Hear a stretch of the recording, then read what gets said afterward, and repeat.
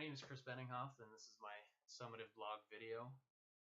As I was reading through my blog and reflecting what I learned in the class, there were a lot of things that stood out, but I figured if I went through them individually, it would really help to pull it all together and to sum it up. As I looked through the first blog, which was how I like to be coached and how um, I coach others, I realized that at times there was a disparity, and it really came when I was stressed out or just when I was overworked, things along those lines. And so what I've really tried to do from that point is make a conservative effort that when I am stressed, when I am feeling overworked, to just take a deep breath and just to remain positive. And what I've discovered is as long as I remain positive, it really helps everybody else around me to remain positive as well.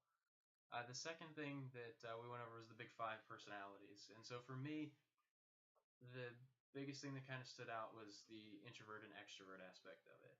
And so, like and I can't remember her name, but the TED Talk video that we watched, like her, I always grew up believing that being introverted was a bad thing, and that being extroverted was the way that you wanted to be. And so I feel like I'm a bit of an introvert and an extrovert. I feel like I may actually be a little bit introverted by nature, but I've always been taught that being outgoing, plus spending 2 years in an open culture like Brazil, tends to open you up a little bit as well. Um, I feel like I'm what would be considered an omnivert, which is a new term that I heard. Uh, but what it's allowed me to do is it's allowed me to realize that being introverted is not a bad thing. And so I've taken time to um, reflect, to really do things on my own, and be creative on my own, and understand that that's not necessarily a bad thing. And so that was really good for me. When I looked at the third thing, it was the motivation aspect, and the biggest thing that I think I learned was the expectancy times instrumentality times valence, or in other words, can the goal or what's being asked be successfully performed? Times will the reward be given, or is there trust that that reward is going to be given? And then also, do I want the reward? Now, not looking at me as far as the person wanting the reward, but I was thinking in my time as a supervisor, a lot of times I missed out on the do they want the reward aspect of it. I would put together a contest and say, whoever comes in first at the end of this contest, you win this prize. And what I realized from this is usually there were only about 2 or 3 people that actually wanted that prize. And so if I go around and I find out what everybody wants individually, then I can motivate them each individually. And then at the end of the month, whoever is number one can take what they actually want as a reward.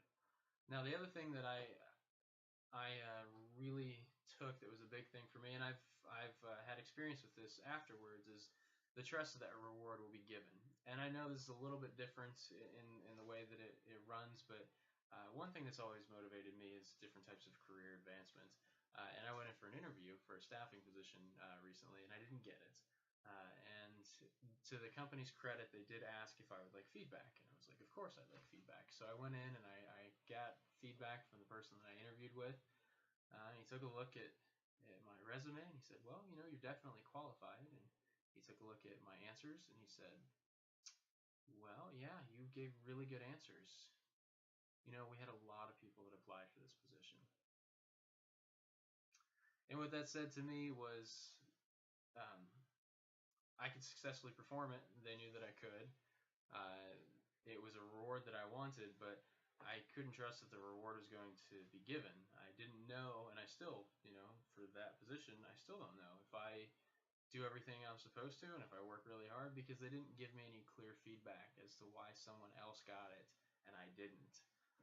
And so for me, I don't trust that that reward will be given. It's tougher to be motivated at that point. The next thing that we looked at was nonverbal communication. And when I think of nonverbal communication, the biggest thing that stuck out, and I actually did put this in my blog, was that I don't always, or I guess I've taken training in the past, and so I know certain things to look for, like the arms closed means that you're closed off, you're looking down. But what I really understood and realized as we were going through it, is that people give different body language and it means different things depending on who they are, depending on where they come from, depending on how they were raised. One of the neat things that I really didn't understand until we were watching the group presentations was when Ness was talking about in his culture, if you're talking to a superior, you look down. It's disrespectful to look that person in the eye. And I would never think of that. But not just that, I think individually people they do things differently. So it's not just culturally, but individually. And so you really need to take the time to observe and learn what people do when they're in certain moods or when they're doing certain things, because that's really the only way that you're going to understand that particular person's body language. The next thing that we looked at was the intercultural communications. And what I realized as I was going through the intercultural communications is that I know very little about intercultural communication. I thought that I was pretty well off because I lived in Brazil and I spent a significant amount of time with Mexicans and a couple Guatemalan friends, and I was like, I really understand Latino people. But what I forgot to realize is there is a huge world besides that, and I know very little of any other culture, including Europe, and I'm of European descent. I don't know really anything about Middle Eastern culture or Asian culture, and so if I were, or in the future, if I'm to work with one of those particular groups or cultures, I really need to take the time out and make sure I understand those things before I go and do business. One of the groups was also talking about making sure that, or asking, I guess, if some of the larger corporations have classes that they put together or trainings that they put together for people that are going to work uh, with other cultures. And there really wasn't anything.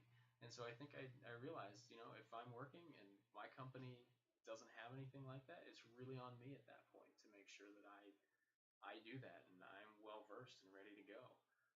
The next thing was when we looked at studying and working in a group. And so the biggest thing I learned with that as we were going through the roles and the different ways to collaborate was those things really helped us as we were putting our project together. So our handout was really a collaborative effort of us just bouncing ideas back and forth on each other. We even had a devil's advocate at times. And so it really helped us to get the best idea instead of just an idea and then all of us just kind of rolling with it. And then the last thing that we blogged about was the conflict. And so I will admit I am guilty of always thinking that compromising was the best solution. Uh, if I really didn't care about something, I let that person, do what they wanted. If it really was something I cared, then we're going to compete, right? Or we're going to compromise. And when we compromise, neither one of us are going to be happy. And so the collaboration aspect of it, and I can't say that professionally I have used that since that point. It's just been a little bit, but I definitely look forward to using that in the future. Uh, and the key to collaboration is that communication aspect of it.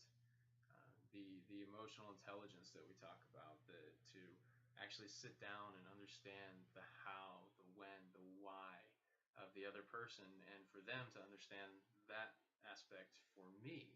And as we do that, we can find a better solution, and then we both can be happy, and it's really going to help the organization to move forward. So I think that was one of the biggest things, if not the biggest thing, I realized as I was going through the organizational behavioral class, is that it's not just little tricks here and there that's going to help your business succeed, but it's really just about open, honest, and positive communication to help us collaborate, to help us coach, and do all the different things that we need to make the business move forward.